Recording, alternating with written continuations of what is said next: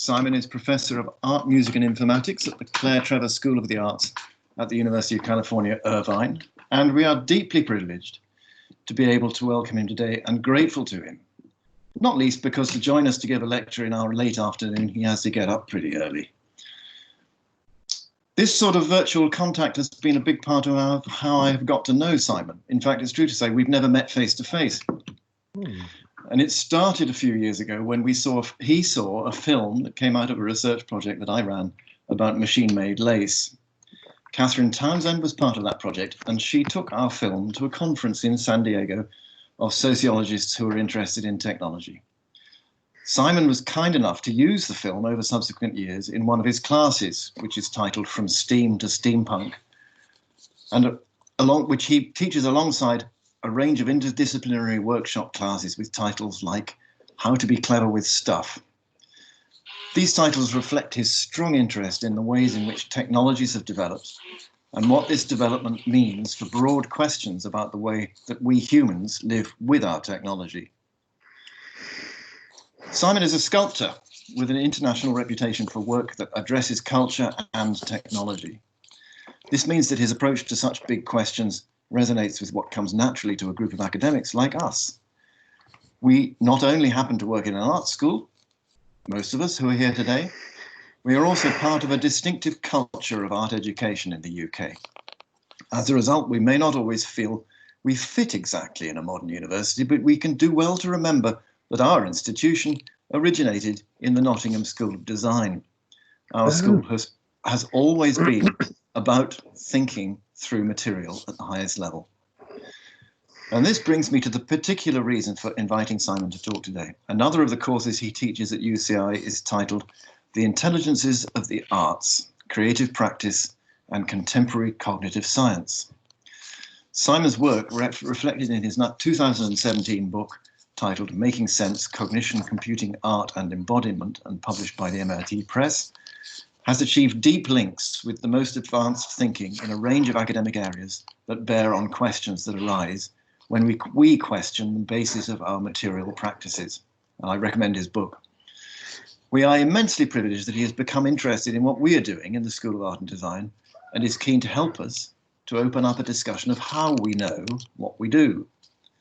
Simon's passion to understand how humans inhabit and manipulate the material and immaterial world, his teaching and inquiry into embodied cognition, his contribution to the research literature on both embodiment in art practices and human-computer interaction, all derive, arguably, from his own deep knowledge of materials and processes.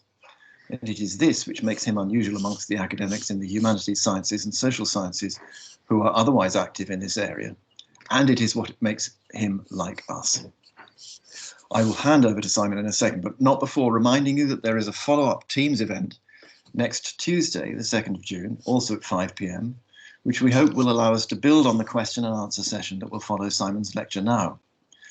Further into the future, we hope that the alignment between Simon's work and ours will be the basis for various developments and relationships, both inside the school and beyond it. I have been busy this week telling people about this lecture, people interested in the teaching of art and design in virtual environments, museum curators, for example. We also hope that an extended network will grow from this beginning. I have one or two Teams-related housekeeping matters that I need to just say before I hand over to Simon. You are muted, and for the sake of the clarity of Simon's delivery, it's best if you remain that way.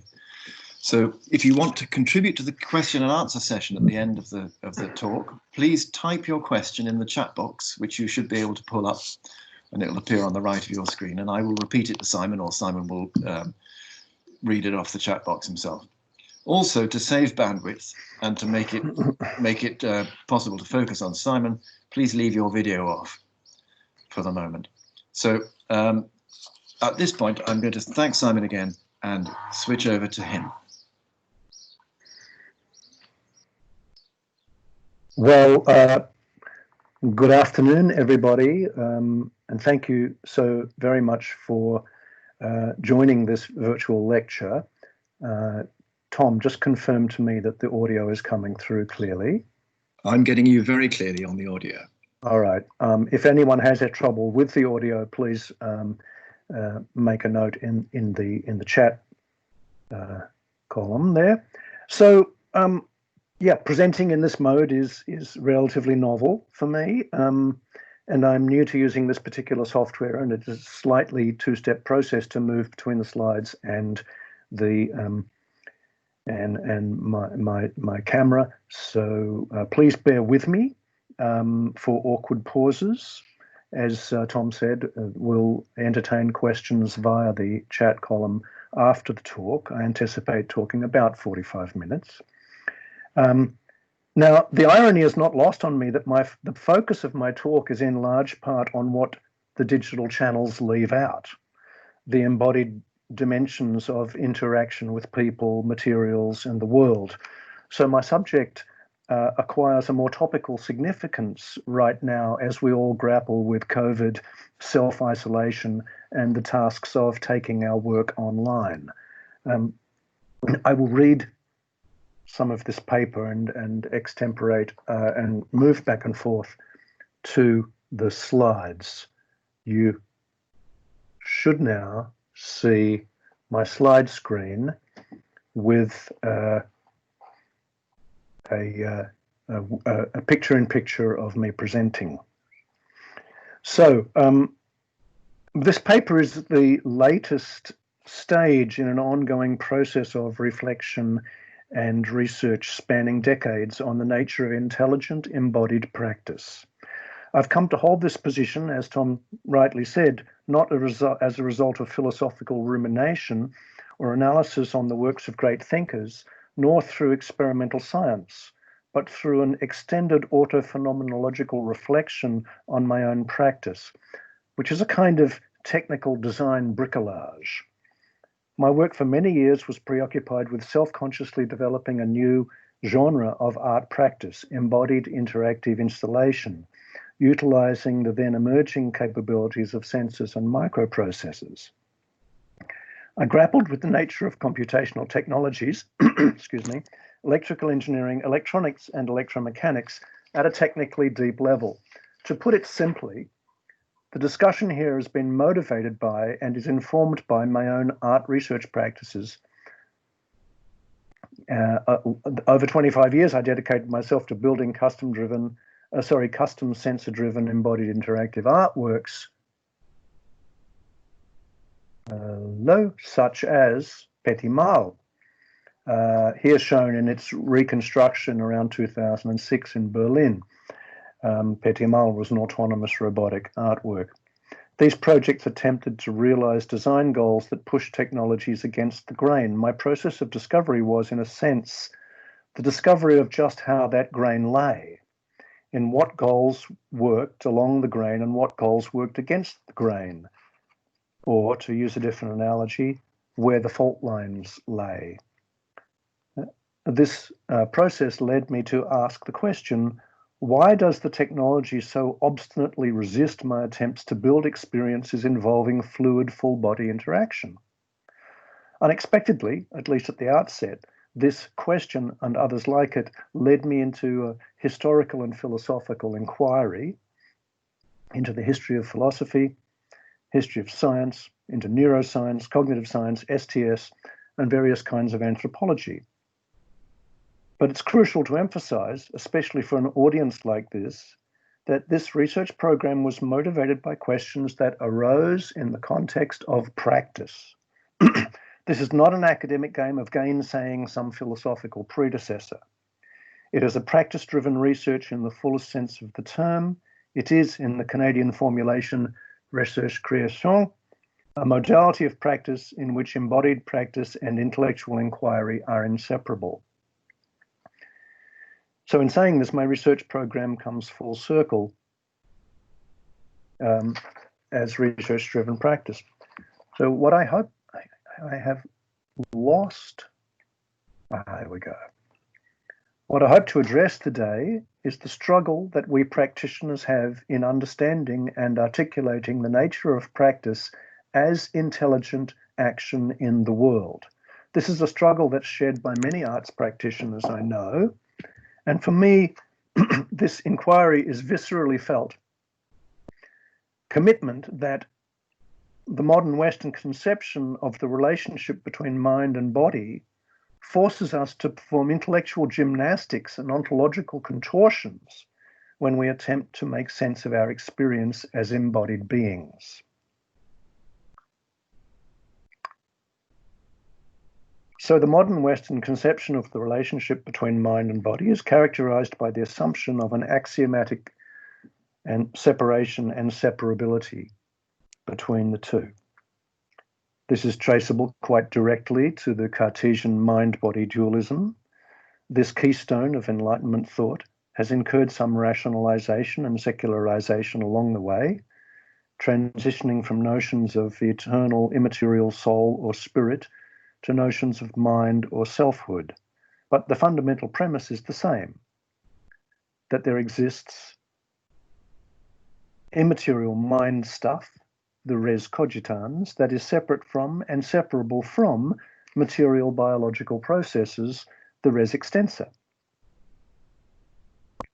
This, we must continually remind ourselves, is nothing but a generally agreed belief, for which there is no scientific evidence of any kind. That is, it is an axiomatic assumption upon which philosophical arguments are built. This doesn't seem like a very sound foundation on which to build a philosophical system. And I'm switching back to the camera right now. I hope you can see me. The reasons why we have this system are not entirely principled either. René Descartes, one of the great minds of the Western tradition, was committed philosophically to the new idea of empiricism as providing a sound foundation for the establishment of a system of knowledge. But in this he was at odds with the Church, committed to ideas of faith and belief that the Bible was God's truth. Sadly, René had the misfortune of living during the Inquisition, the papal witch hunt that burned Giordano Bruno at the stake for heresy, a fate that René's near contemporary Galileo narrowly avoided. René had a rather tangible problem. He did not want to be barbecued by the Pope. He did not want to be locked up for life, nor have his books burned. And I'm showing you now a contemporary illustration of priests being encouraged by the Holy Spirit to burn books. That's called Liberorum Prohibidorum. So René made a deal with the Pope. It was a philosophical deal. If scientists, natural philosophers, could have all materiality to play with, then the Church could have all the souls. This is a rather pathetic origin story of the res extensa, res cogitans dualism that from this point on went on to undergird Western philosophy. The body was amenable to scientific study, the soul, being immaterial, was not. I admit it's a rather cynical reading of the story, but I'd argue accurate nonetheless. One of the weird upshots of this deal was that a corner of philosophy called philosophy of mind was not only allowed to ignore, but was required to reject science. And this absurd situation persisted into the late 20th century. The notion of an immaterial intellect did not originate with Descartes, but his thought certainly cemented it as fundamental to the modern Western Enlightenment rationalist worldview. Henceforth, a great divide characterized Western thought. Ideas, concepts, even information could have, and indeed necessarily did have, an immaterial existence.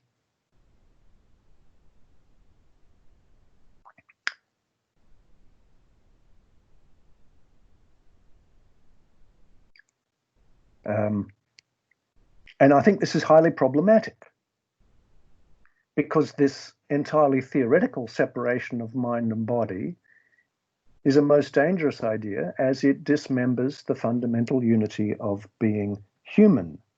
and importantly, renders mysterious our capacity to act intelligently in the world. Now, this idea is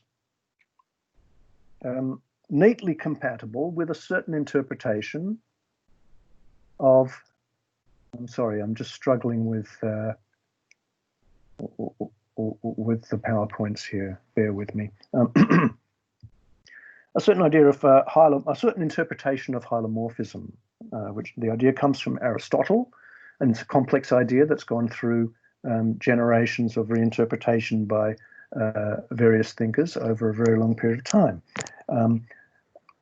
The sense in which I'm using this word is narrow, and what I'm referring to is the general assumption that any creative act is necessarily preceded by a creative idea, that making is necessarily a procedure of instructing the body based on a master plan. According to this scheme,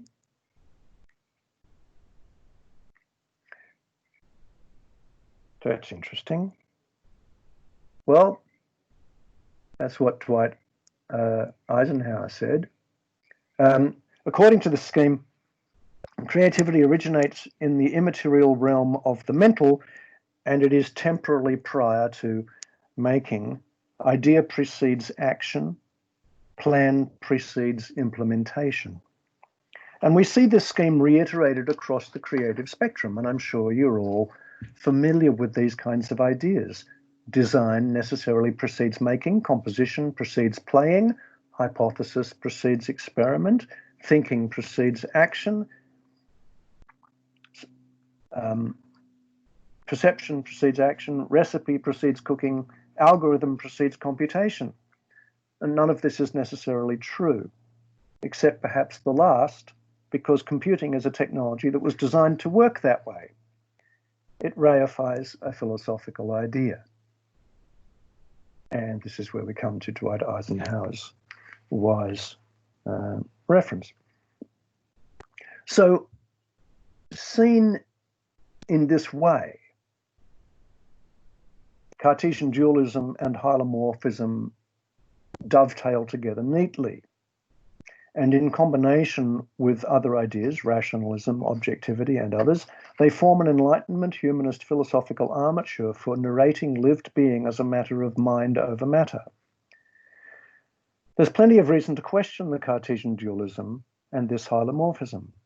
But aside from a few lonely voices, for instance, Gilbert Ryle, the Anglo-American philosophical establishment staunchly upheld Cartesian positions and ignored or ridiculed the work of continental philosophers, phenomenologists such as Heidegger and Merleau-Ponty, along with anthropologists and sociologists, Mauss, Bourdieu, Desserteau, etc.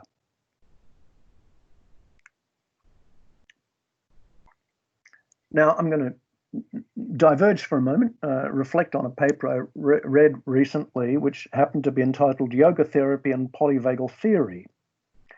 And I stumbled over this passage, quote, mind-body therapies, including yoga therapy, are proposed to benefit health and well-being through an integration of top-down and bottom-up processes facilitating bidirectional communication between the brain and the body. Such statements, while proclaiming the effectiveness of yoga, perpetuated a cognitivist model where brain and body are separate, or at least separated. Now, I get that the authors are treading carefully so as not to be seen as woo-woo New Age types, but top-down and bottom-up? Why do we need this hierarchy between brain and body? As if brain is not body. So what if we were to believe that the aspects we call mind and body are not incommensurable and immiscible res cogitans and res extensa that Descartes said they were? Such ideas seem strange only because of our naturalization to a certain axiomatic understanding. But even within the Western tradition, a variety of thinkers and researchers have broached these issues in different ways. William James did so at the beginning of the 20th century, and Antonio Damasio has done so at the other, and many others. But despite these precedents in contemporary and 20th century thought, unreconstructed Cartesianism is endemic in many disciplines and in popular discourse. As Nancy Dess puts it in a forthcoming publication, Cartesian mind-body dualism still leaks out in phrases such as mind-body relationship and mind over matter. So, I move on to part one of my talk. What is post-cognitivism? And Tom, I just want to confirm that audio is being received clearly. I'm receiving you fine, Simon. Thank you so much. I feel like I'm Major Tom up here. No, you're doing great. Okay. And it's coming through very, very clearly. Good. All right. Well, thank you everyone for your patience. This is a rather odd scenario. So, what is post-cognitivism? Western philosophy has preoccupied itself with the abstract notions of truth, reason, and logic, and has had very little to say about lived experience. Within that tradition, dematerialized abstraction is privileged, and materiality, experience, and embodiment are largely ignored. Remember Descartes' deal with the church. Now, Varela Thompson and Roche, co-authors of the pioneering work Embodied Mind in the late 1980s, noted that contrarily, the vast tradition of Buddhist philosophy has paid close attention to such issues for millennia. As noted, the tradition of phenomenology through the 20th century brought some attention to these matters and has been the foundation for much of the post-cognitive cognitive science of the last 30 years. So I used the term post-cognitivist to indicate a historical shift away from the ideology of cognition, which has predominated in the second half of the 20th century. Cognitivism, also referred to as computationalism and sometimes as internalism, advanced with the development of digital computing, particularly artificial intelligence, and deployed metaphors from that technology. And it essentially holds, consistent with Cartesianism and the kind of hylomorphism we've been talking about, that that cognition is a matter of symbol manipulation in the brain. Now, digital computing is, rhetorically at least, a reification of Cartesianism.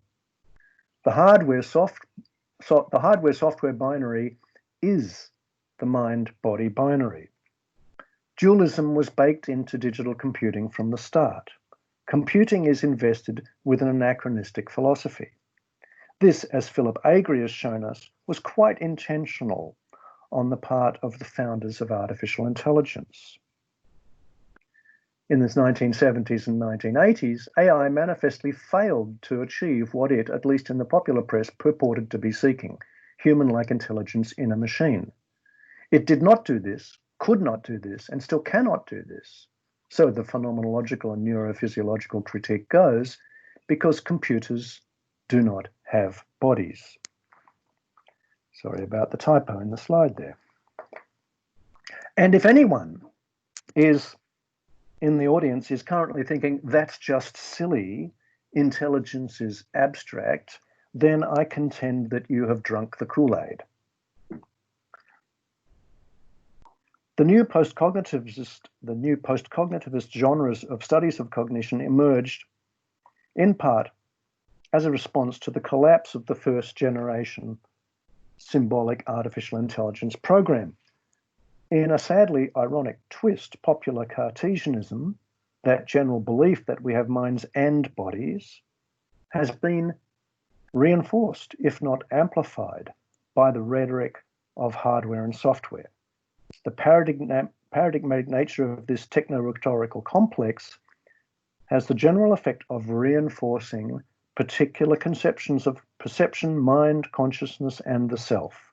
Such commitments influence the framing of experimental practices and the design and development of technologies, and they also influence theories of how mind works. The school of cognitivism assumes essentially that the mind works like a computer processing. Hello, I just got a notice that the audio was failing. Please let me know, Tom, if there's a problem. There was a slight glitch, but it's mainly okay. Okay, good. It might be a problem local to one individual. I mean, it's difficult to see where the problem might lie, but it's okay for me so far. Okay, good. The school of cognitive science called cognitivism assumes essentially that the mind works like a computer, processing symbols using programs. The name cognitivism, we recognize, is outrageously presumptuous, but only as presumptuous as its technological complement, artificial intelligence. Take, for example, the formulation of the idea of perception. I'm going to cut back to the camera now.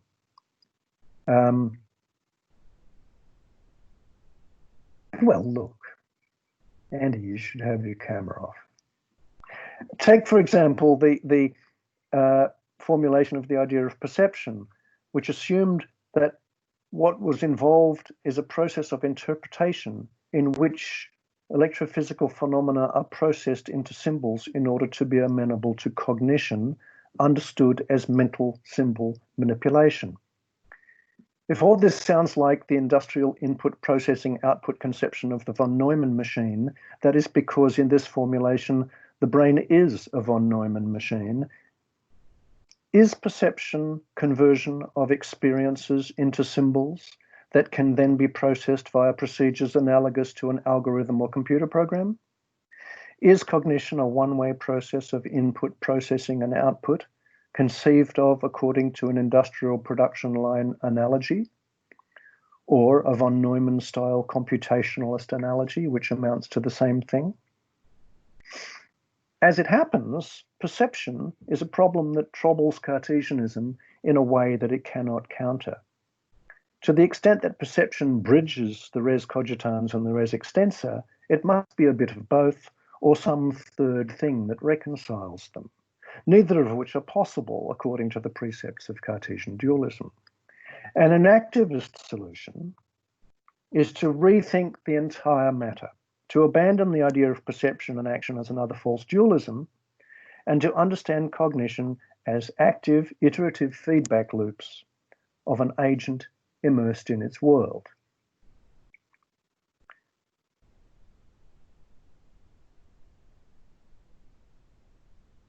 As Lambros Maleferus puts it, cognition, perception, and action arise together, dialectically forming each other. This is an example of the way post-cognitivist theories reconceive old philosophical problems. From an embodied, inactivist perspective, our brains are there to facilitate intelligent action in the world. Dematerialized intelligence, reason, etc., so valorized in the Western tradition, is an anomaly. This leads us to question the privileging of consciousness, another popular trope in the philosophy of mind, especially as George Lakoff and Mark Johnson reminded us back in 1999 that 90% of cognition is unconscious. This is a paradigm shift in the full force of the Kuhnian sense, and it has been going on now for about 30 years. As Daniel Hutto puts it, radical inactivists deny the view that experiences are inner events or states of mind that consciousness depends on, and that consciousness depends on a subject's having mental acquaintance with the special properties of such inner happenings. Rather, subjective experiences are identified within environmentally embedded, temporally and spatially extended activities and worldly interactions of organisms.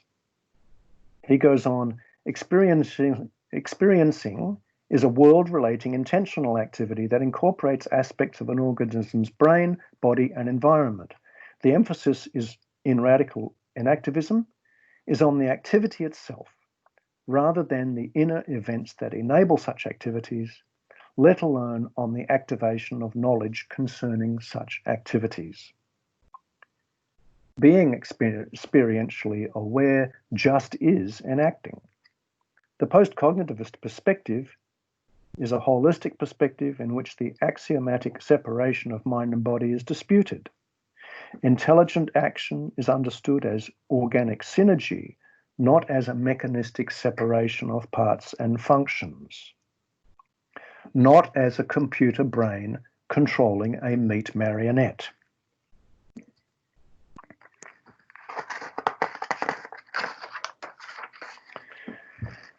Now, as a case study, consider cognitive anthropology.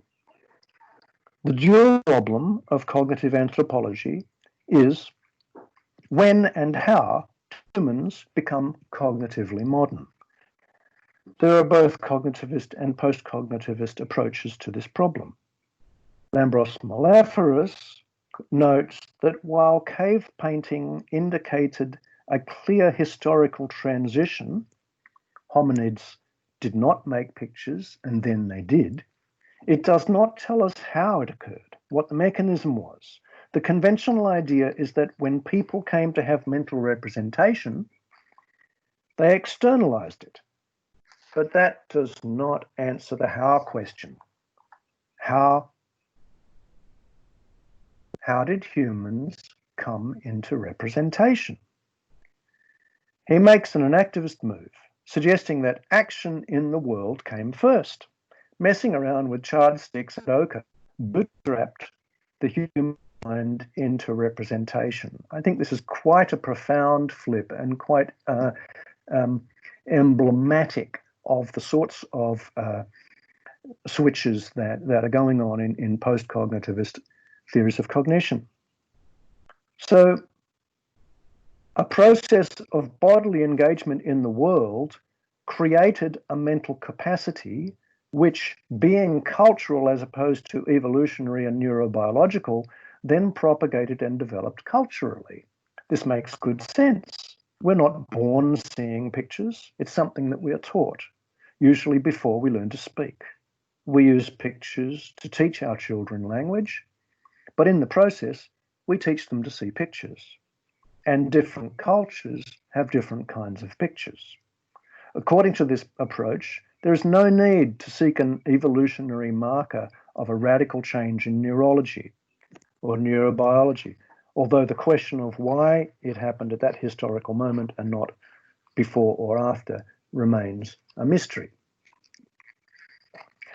Now I want to segue to our institutional situation that Tom referenced as arts practitioners within an academic context. Under the influence of the conventional philosophy I'm critiquing, the academy, the university, has become a social machine that institutionalizes and normalizes Cartesianism and Hylomorphism. In addition, the academy, the humanities, sciences, and all still hew to a Victorian dream of intellectual standardization, a unified field theory of education whereby training in physics and finance and fishing all ideally occur via a similar set of procedures. The academy is the temple of abstraction and symbolic representation, where the importance of generally applicable concepts and theories is axiomatic, and the world is just raw material for the academic symbol mill. Its goal is to wash materiality out, it would seem, a process of extraction and purification, leaving only the symbolic residue. There is seldom any thought that the baby may have gone out with the bathwater, yet philosophers of diverse sorts, from John Ruskin to John Dewey to Heidegger to Merleau-Ponty and Hubert Dreyfus, have worried about the stuff we know but find hard to verbalize, like riding a bicycle or blowing a flute.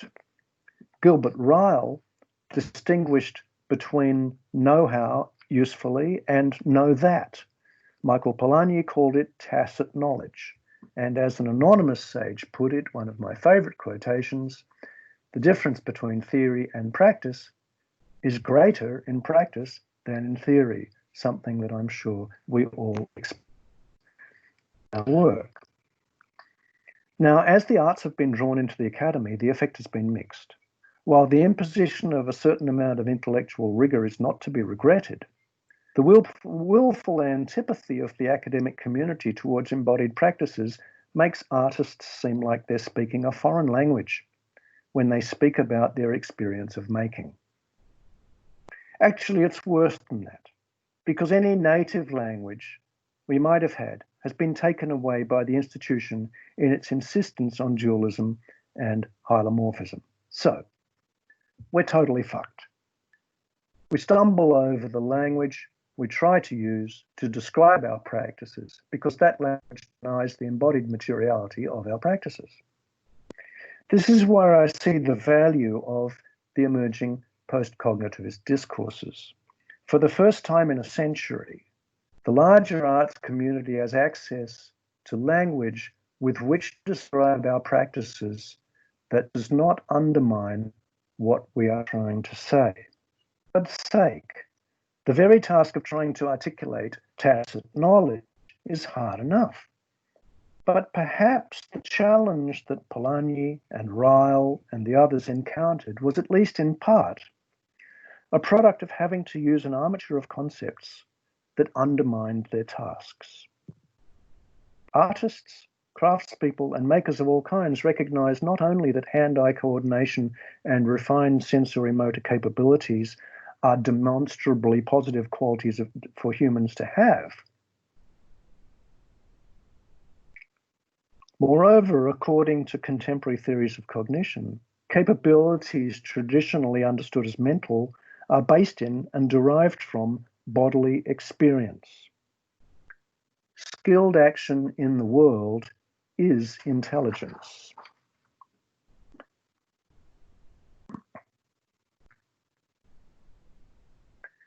But if skilled action in the world is intelligence, then the white-collar, blue-collar hierarchy is disrupted.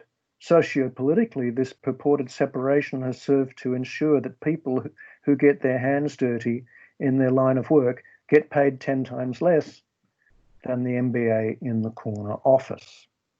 It daily reinforces the denigration of the intellectual value of artisanal practice with respect to those who only poke keyboards. Sadly, this tendency is perpetuated par excellence in the academy. The academy being the temple in which abstract symbolic knowledge is worshipped. Once one abandons Cartesian dualism, the question of skill arises because the distinction between brain work and body work is no longer a clear separation of immaterial intellect and grunt. According to the dualist hylomorphic model, skill, being good with your hands, is necessarily secondary to and comes after intelligence. But in practice, it just doesn't work that way. According to any situated theory of design,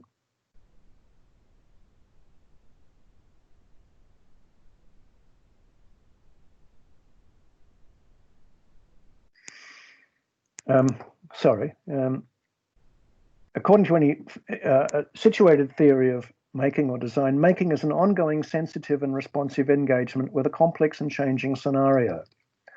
A wise friend noted, "You push against the materials and the materials push back." Materially instantiated problems can be quite as intellectually demanding as, say, equations, and material engagement is often cognitive in the precise sense. That sense was codified by Kirsch and Maglio in their concept of epistemic action. The academy, from this perspective, can be seen as engaged in a different process of mining the world for symbols. We, as makers, are not so locked into a one-way purification process. We take the world and we make more world. In the interest of time, I'm going to skip a little here. So I'm going to move on to a section called Part 2, Sensory Motor Debility, and the first subsection is called The Trouble with Computers.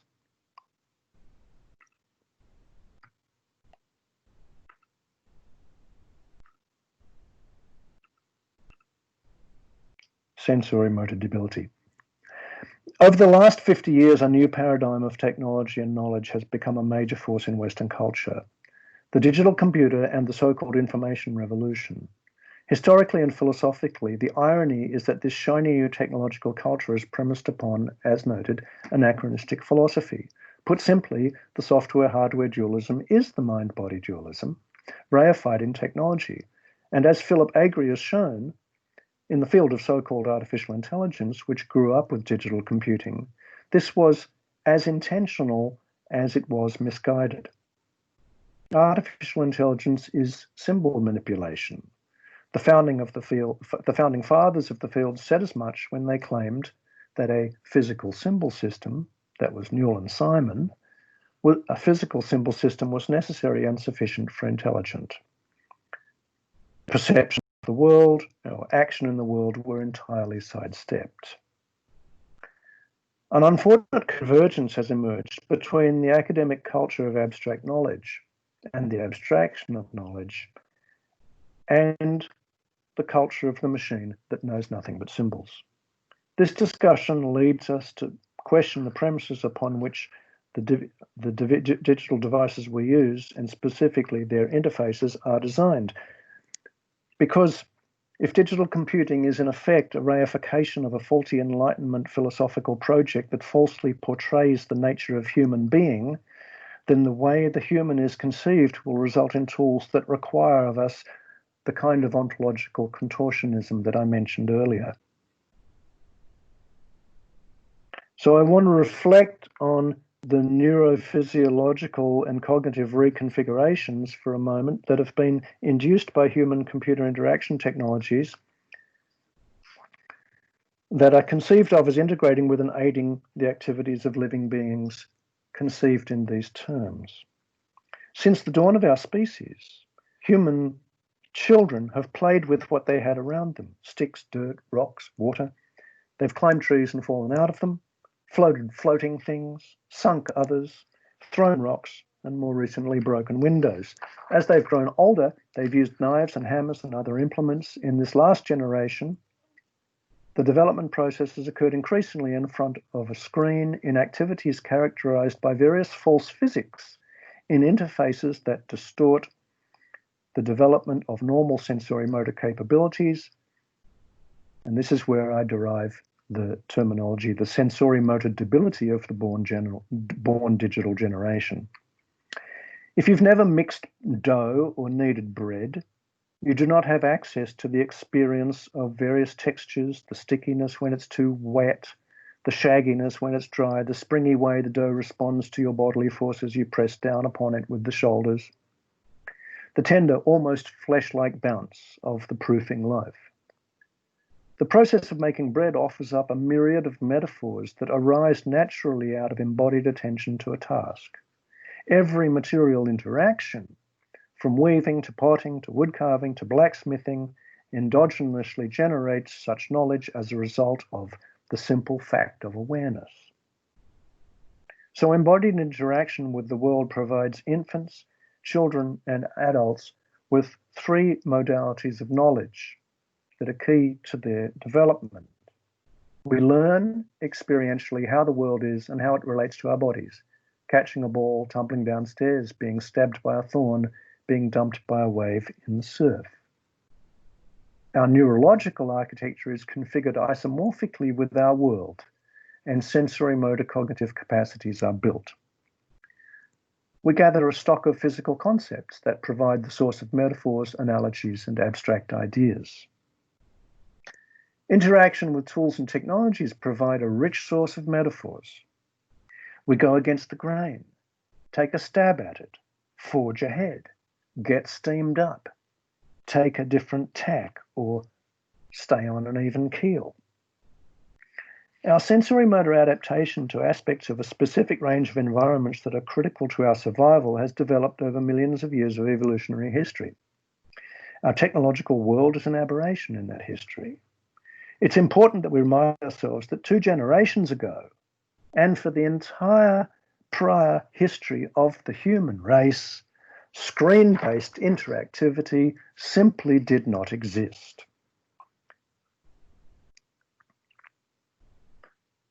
So while new plagues have been introduced by industrialized diets and habits, heart disease and diabetes, cancers, and other diseases induced by synthetic chemicals, similar kinds of debilities in the neurocognitive realm are induced by similar changes in our cognitive environment, which includes increasingly the technologies, the digital technologies that we use. For the entirety of human history, from Paleolithic flint knapping to blacksmithing to making of Swiss watches, from shaping a pot on the wheel to playing a violin, human culture has been defined and made glorious by skilled activities that involve the combination of judgment with commensurate bodily force. This may sound like a trivial thing to say, but the combination of perceptual and bodily precision with the application of calibrated muscular force is fundamental to skilled making. Much has been made of Heidegger's notion of ready to hand. What is often absent from that discussion is a recognition that, quote, ready to hand is not a matter of a hand and a tool. It implies the integration of an intact tool with an extant and well-practiced bodily knowledge. Without that knowledge, a tool can never be ready to hand. Ready to hand is not so much a quality of the tool, but a quality of the user's training. A tool cannot be ready to hand or present at hand without a complementary corpus of bodily knowledge specific to that kind of tool, to the context the tool is used in, and in the behavior of the materials worked with it. We now find ourselves in a technological context in which both sensory motor precision and physical effort have been actively designed out. We call these trends user-friendliness and intuitive interfaces. Evidence is mounting that accommodation to these technologies is having measurable neurocognitive and neurophysical effect upon the born digital generation. It should come as no surprise that these effects are just being noticed now, as the firstborn digital generation approaches adulthood. As with the introduction of all new technologies since the steam engine at least, some effects will be correctly predicted and others will be surprising. In my opinion, we've fallen into a dangerous trend of sensory motoric de-skilling. I regularly encounter students who seem entirely unacquainted with manual tasks that require judgment of both positioning and force. This trend is enabled by an underlying idea that there is a distinction between mind work and body work, and that this is not only possible but desirable. It's not only possible and desirable to avoid engaging the body wherever possible. Some will object, of course, that the new tools have brought with them new kinds of sensory motor skilling. I accept this, of course, but qualified in two ways. First, we must accept the reality of false physics and not shirk from assessing the consequences. Second, we must accept that these skills are usually specific to this artificial symbolic realm, that is, such as knowing a keyboard shortcut.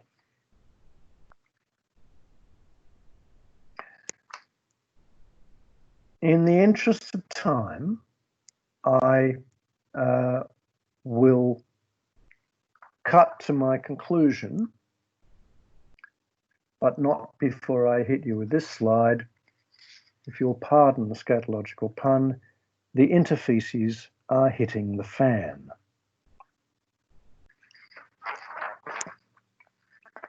So, to conclude,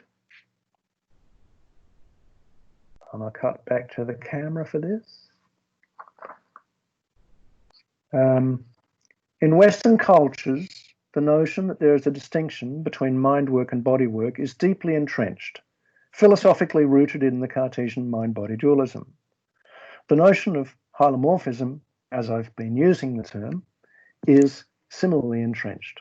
The skill-intelligence distinction is a corollary and is similarly axiomatic and ideological.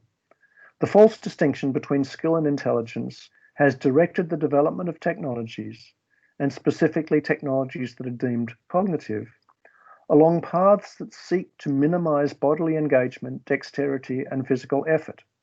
the rise of information technologies, themselves rooted in these dualistic notions, has compounded the problem. The information, internet, digital revolution, we must remember, did not fall from the sky, nor was it largely a product of government policy nor the will of the people. It has been almost exclusively the result of corporate profiteering. No one will deny the positive aspects of these technologies, least of all the corporations that profit hugely from our consumption of them. Indeed, they are keen to flaunt them, but by the same token, they are deeply reticent to acknowledge or take responsibility for negative qualities, be that the capacity for small groups to destabilize political systems of major nations, or a general decline in what people are able to do with their hands and eyes. As with any new technology, awareness of more subtle problems cannot occur until that technology has been instantiated in culture long enough for folks to notice.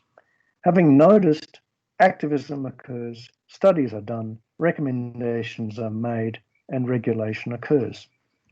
This usually takes about 25 years, and it's the point that we're at now. And I'll conclude with a quotation from Paul Virilio, which I like on the topic of technologies. And I thank you very much for your attention. Hello. When you invent the ship, you also invent the shipwreck. When you invent the plane, you also invent the plane crash. And when you invent electricity, you invent electrocution. Every technology carries its own negativity, which is invented at the same time as its technical progress. I want to thank Tom Fisher for his generous introduction and mentioning my book, That's What It Looks Like. And thank you so much. Tom, if you'd like to share the screen, we can move to question time. Thank you very much indeed, Simon.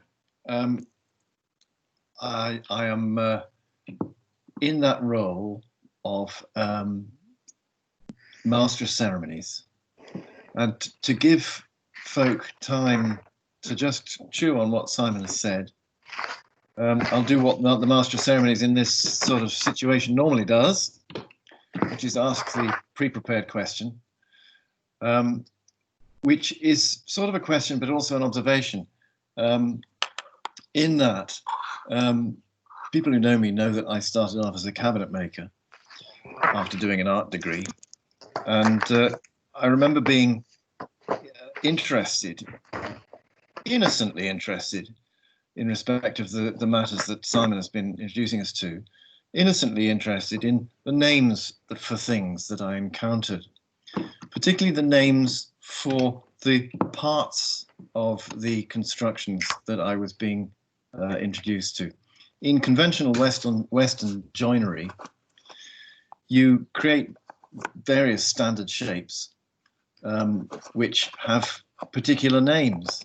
And I remember noticing that they tended to have names of parts of the body. Yeah. So you use your tenon saw to saw off the cheeks of the tenon.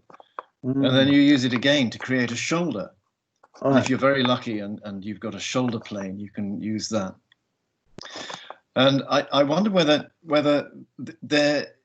Simon, you would perhaps have anything to say about there being a sort of subversive embodiment going on there in such skilled practices. I could go on in terms of naming things. I've recently been very engaged by a series of YouTube videos that put up by a guy who's restoring an old wooden boat.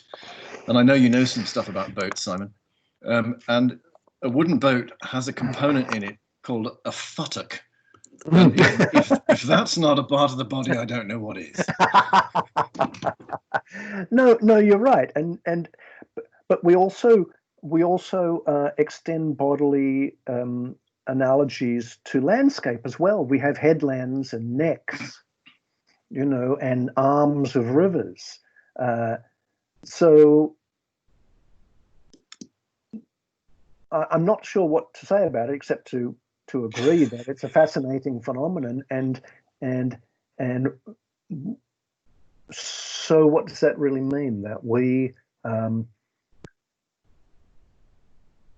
know our bodies, we know ourselves, and the extent and articulation of ourselves well, and that kind of understanding of the shapes and relationships and behaviors of different parts. We also talk about knees, and in automobile little end bearings, they're often called a wrist pin. So I think we simply know we sort of proprioceptively and kinesthetically know our capabilities, and they themselves provide a pool of metaphors. So I think it's a general case that, so although I drew out the idea that we draw metaphors from the materials and tools that we work with, you're absolutely right. As we work, we draw metaphors from our own bodily articulation. So, Simon, we have a question from Emma, which she's written out in full in the chat box to the right, so you can read it. And just to get it in our minds, I'll read it out. I'll read it back. Is it possible to flesh out the specificity of the questions that arise in and through practice in relation to post-cognitivism raised in the presentation? How might a practitioner's viewpoint be different, but also perhaps complementary to those perspectives of a more theoretical or philosophical perspective? How might we as practitioners contribute to these wider debates? What might be our distinctiveness? How might we also contribute to the debate? So the second part of the question, can we differentiate between understanding and articulating in terms of the struggle that many arts practitioners face in relation to their practice? I have the sense that many of us understand, or at least have an embodied felt sense of practice as intelligent action, but that the challenge is rather more one of finding the words or even sufficient concepts for sharing that with others linguistically. So how can the Academy move beyond its privileging of abstraction over embodied understanding, its valuing false physics over material physical activity, its dream of intellectual standardization? How can we, as artist practitioners, help to reorientate the academic model from one of hylomorphic cognition towards a post-cognitivist perspective? Good job, Emma. Yeah, thanks, Emma. I will now take the next hour to answer the 17 questions that are in your question. All really important and interesting questions. I'll make 3 points, I think. First of all, on the question of how can we contribute? I want to emphasize that I see the kind of interdisciplinary conversation I'm attempting to establish as going both ways. I think that we as practitioners can explore the new range of metaphors and concepts that arise from embodied and inactive cognition, because I think they are enormously fruitful in providing a language with which we can discuss our practice. They provide a vocabulary which has been absent from the philosophical and cognitive vocabulary for, our lifetimes at least.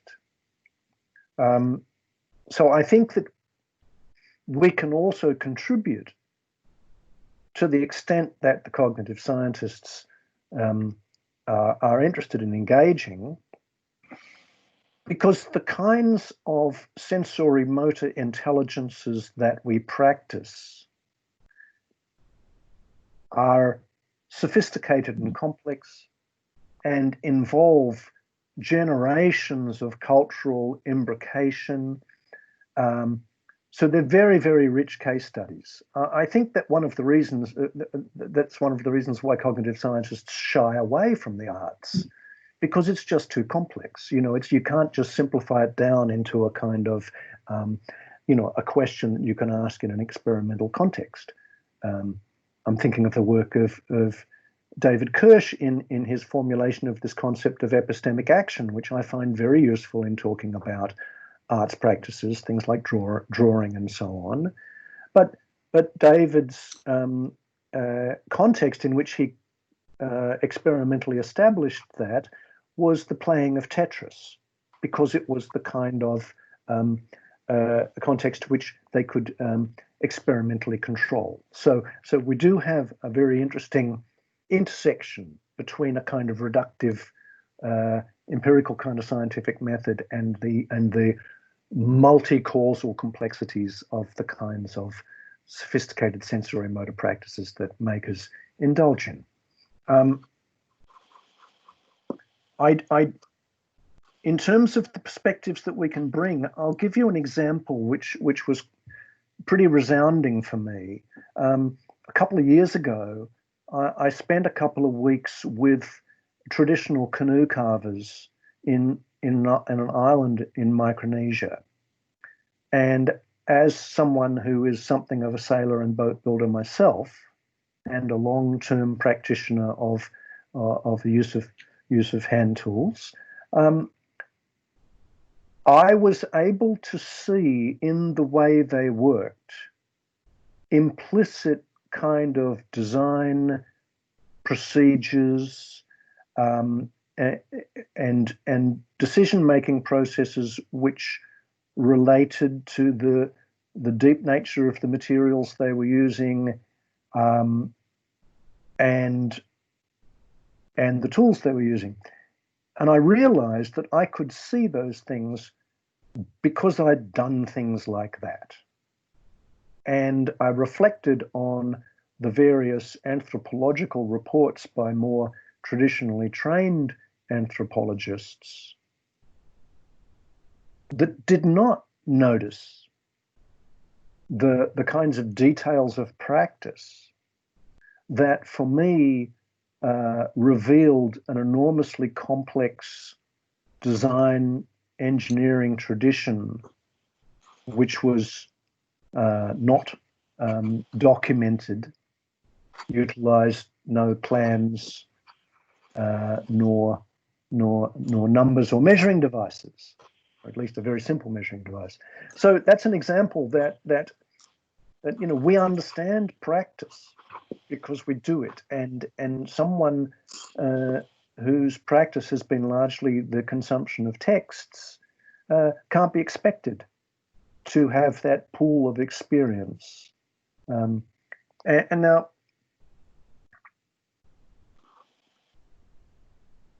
yeah, I think I've addressed the 2 points or 3 points I wanted to mention. So I'm happy to move on if that's okay. Yeah, well, we have another one about the language of post-cognitivism, which is a practical question from Emma, asking for guidance on how practitioners can get hold of the language to be empowered by it rather than disabled by it, and I think that deserves some attention. But there's another question from another questioner, a couple more, in fact. So I think perhaps since Emma's had a good go, perhaps if you don't mind, Emma, we'll go to the next couple of questioners. Chris Hoovel is asking another way of asking the same question: if mind, body are not to be separated, what is the justification for mourning de-skilling in terms of bodily force, if this is said to be happening at the same time as increased focus on mental processes associated with the use of IT, just the latest tool? It's not a question. He's admitted it's not a question at the end because you just answered it. Thanks, Chris. Do you have any response to that anyway, Simon?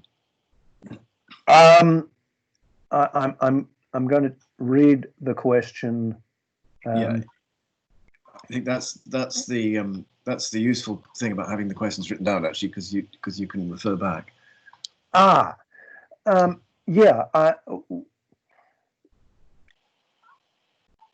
What I will say is that in my analysis, and I think I said this in the paper, the design of computational systems, because it has been premised on a dualistic conception of mind and body, has produced a range of tools which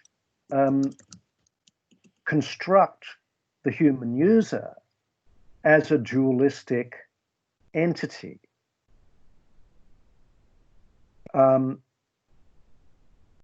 So my question regarding human-computer interaction would be, what would it take to have computer interfaces that had a much greater breadth of access to human modalities than simply alphanumeric text, for instance, possibly voice interpretation?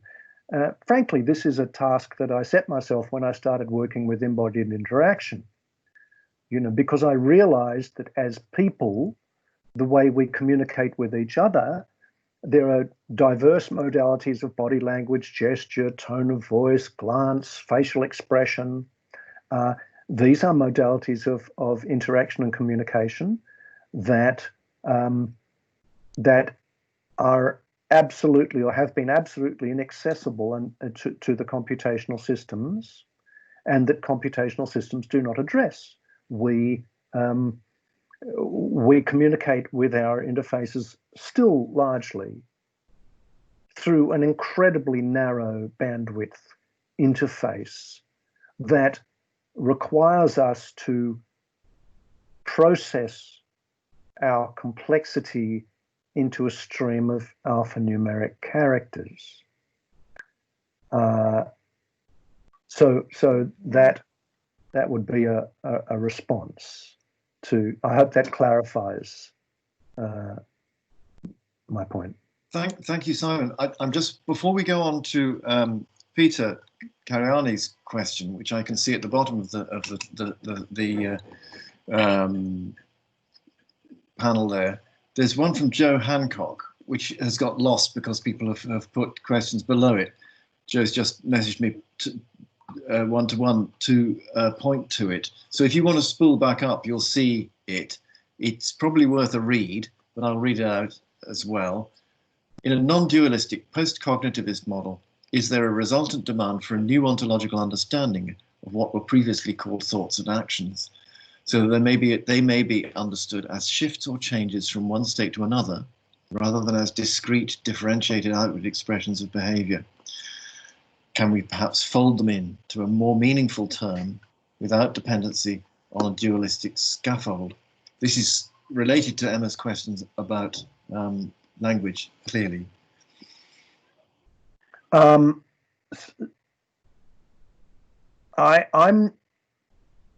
seeing a question there. I'm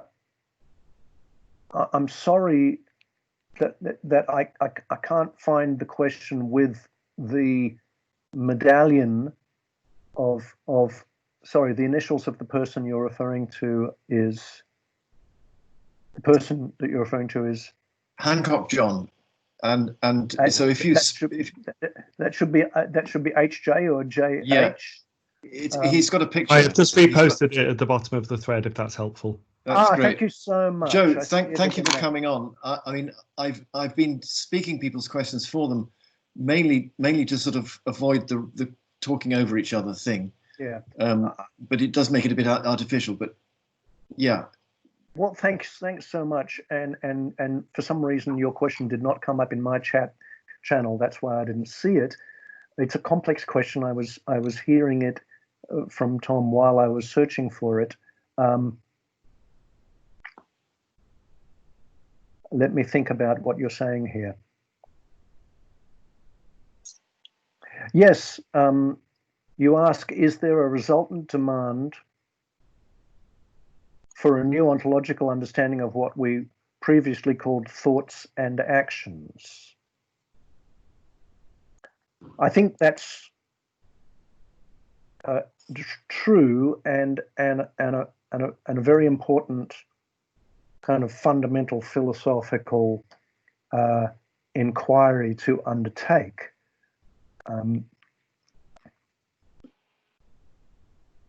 I would like to suggest that this would be the kind of question that we could discuss at greater length in the seminar workshop that we'll be holding on Tuesday.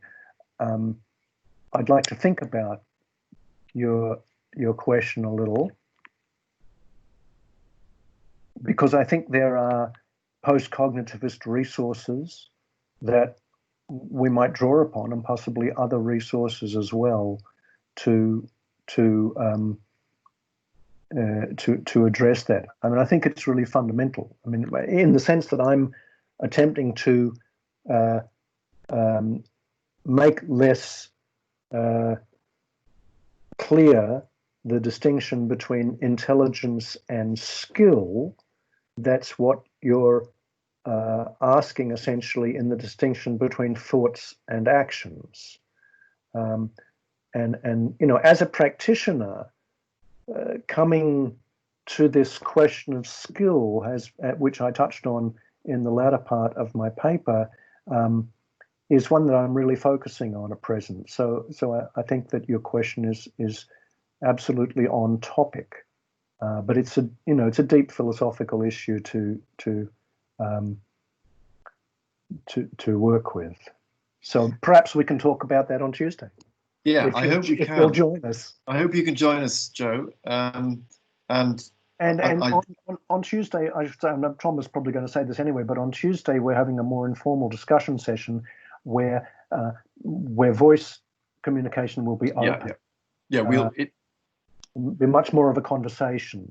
Yeah, for sure. And apologies for this, but you know, there's getting on for sort of 35 people in this call, so I'm mediating it, and I hope I'm doing it fairly.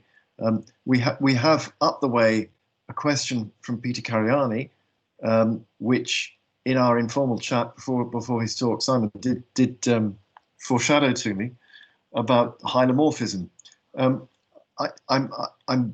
It's possible for you to read that, and I'm getting sort of self-conscious about the whole thing of reading out other people's questions now. So yes, well, let me paraphrase, and I must say it's for those who don't know Peter, Peter and I have known each other for many years, and Peter is a neuroscientist with a background in cybernetics, and someone whose work I commend and recommend enthusiastically. And so we've had the opportunity to have conversations on this subject for many years. And he's absolutely right. I did not define hylomorphism, and it's because, largely through conversations with him, that I've realized that my utilization of the term hylomorphism is somewhat superficial and perhaps even inaccurate. And I have to say that I'll accept that.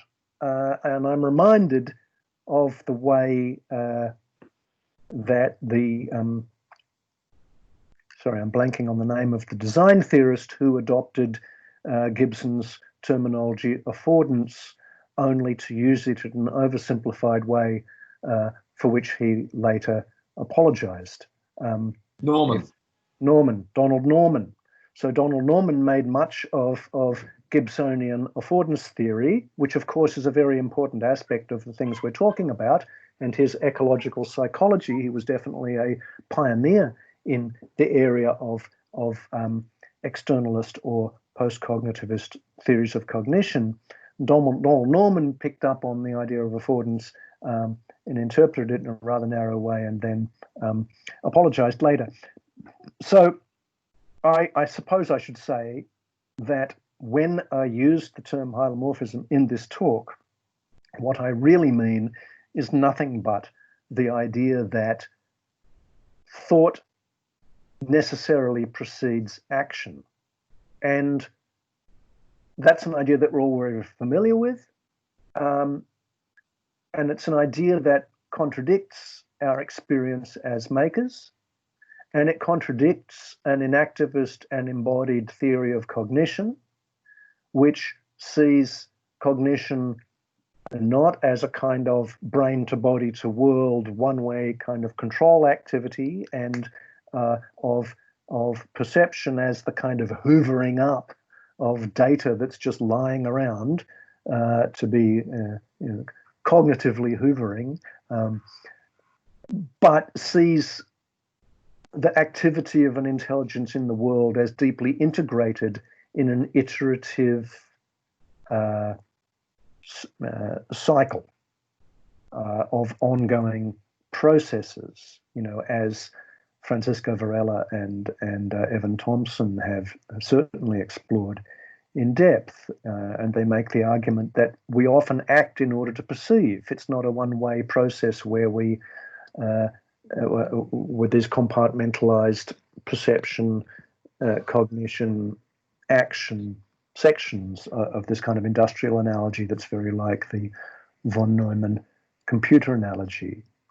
So I suppose what I'm trying to argue for is that we as artists, in many cases, inherently experience this kind of enactivist modality of cognition.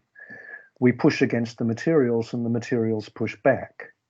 But the language which we have until now had to attempt to articulate that experience has been a language that's come out of a dualist and hylomorphic, in that sense, conception of cognition, which does it no justice, and hence the ontological contortionism that we experience when we try to explain that experience of making. And so that's what I think is enormously useful about this new range of thinking about cognition. And somebody asked, how can we access that language? You could get my book, because essentially, I mean, I will say, look, this audience is the audience for whom I wrote this book. And the book is an attempt to unpack in much more detail many of the ideas that I've been talking about now. And it does provide a primer. And I have supplied 3 chapters from the book as readings for Tuesday's discussion. So that would be one way in to developing a vocabulary, or developing, I mean, look, this has taken me 20 years or more to feel that I can talk about this territory with some level of authority. And in our conversation on Tuesday, what I would like to do is explore some of these fundamental concepts that I think are particularly useful for artists and designers and craftspeople and makers of all sorts in their articulation of their practice. To answer an earlier question. Thank you, Simon. I'm hopeful that Peter Cariani is still there. And that perhaps you might join us on Tuesday, Peter, if you'd like to. You'd be very welcome. We can send you the link. Since the substance of the latter part of your question, I think deserves some turning over, because it's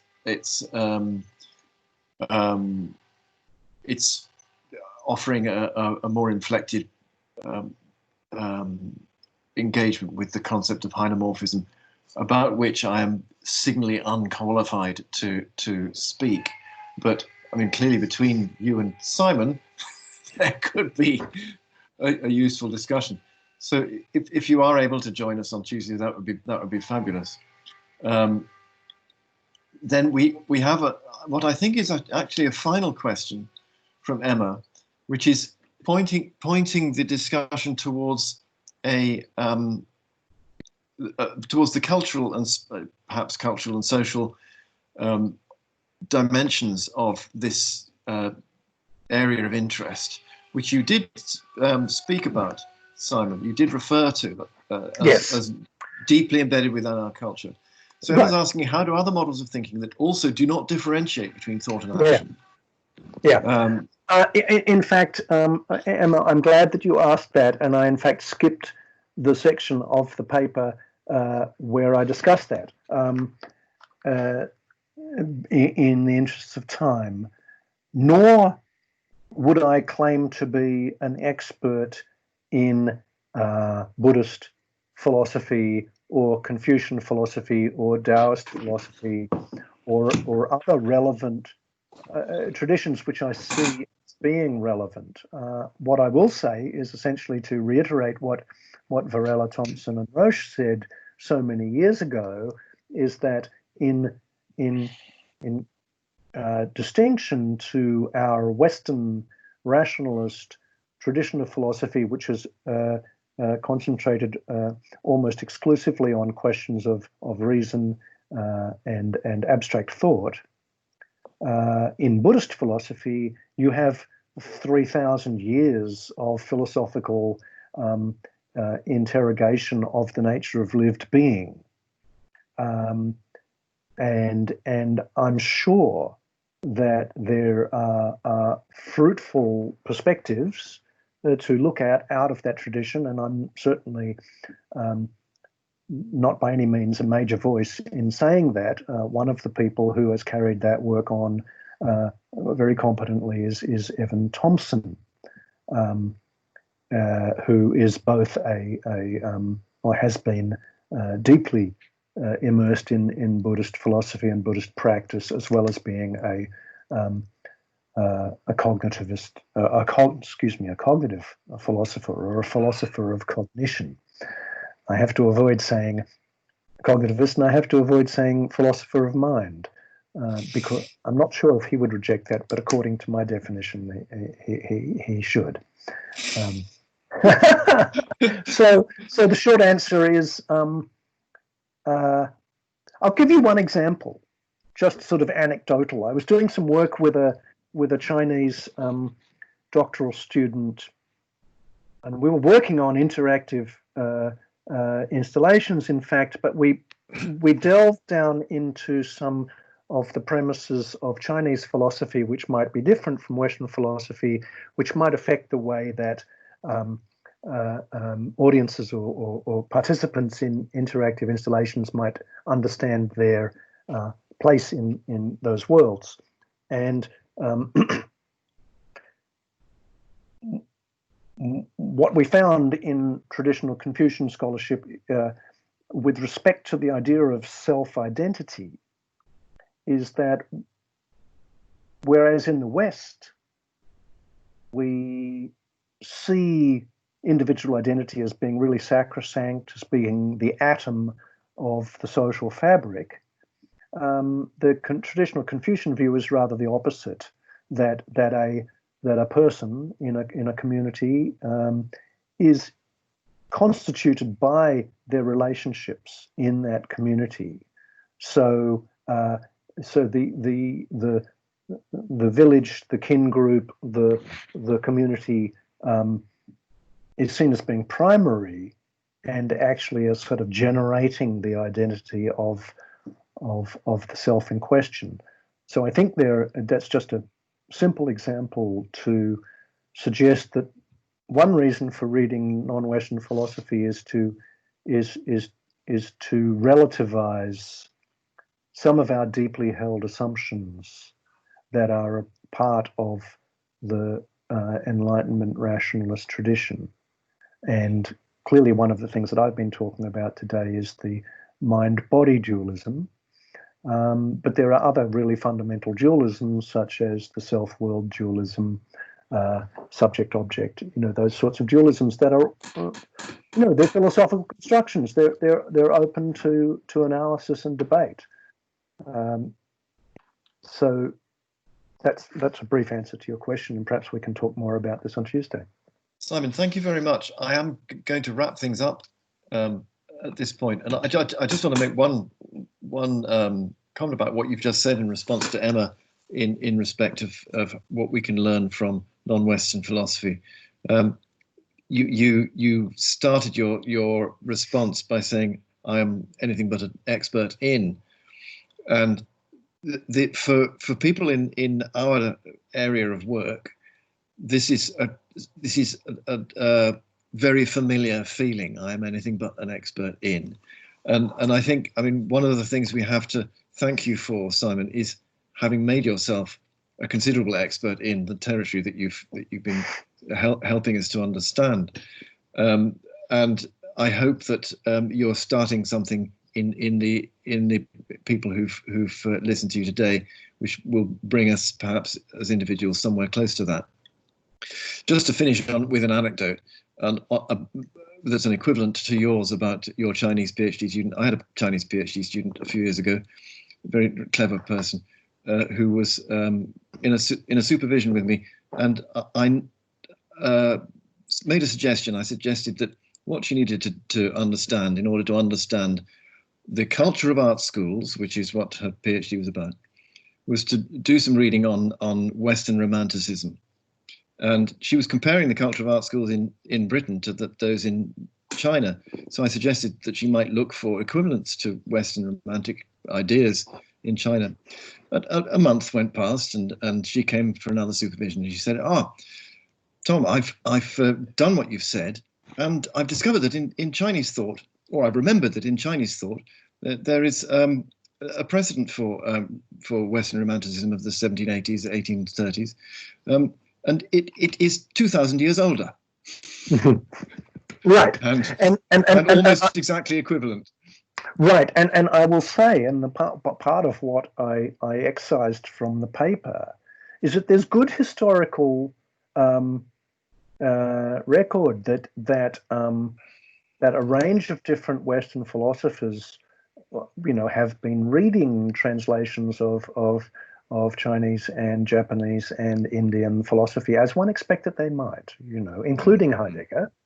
And that's an interesting cross-cultural, history of philosophy story in itself, the way that those ideas have cross-fertilized and come in through the back door or something like that. So why would that be strange, right? Because, we have, through the colonial period, we have chinoiserie, we have the introduction of porcelain and tea and opium. So why would we not have also, ideas, philosophies? Quite so. So I will bring this to a close now, and I hope that many of you will be able to join us on Tuesday. If you're internal to NTU, you've had a meeting request with the texts that Simon referred to attached to it. They are 3 chapters of his book, which is available in all good online bookstores, particularly the ones that pay their taxes. So I will say to Simon, thank you again very much indeed. And to all of you who've listened and come up with some excellent questions, thank you very much indeed also for being here. And if I may say, thank you so much for being such a gracious host, Tom. And I would like to extend my invitation to everyone who is here. I'd be very interested to engaging you all in a more informal discussion session on Tuesday. So look forward to seeing you all then. Thank you very much, Tom, and everybody. Thank you. Bye-bye now.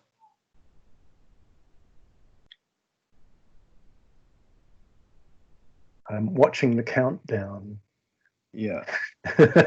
We missed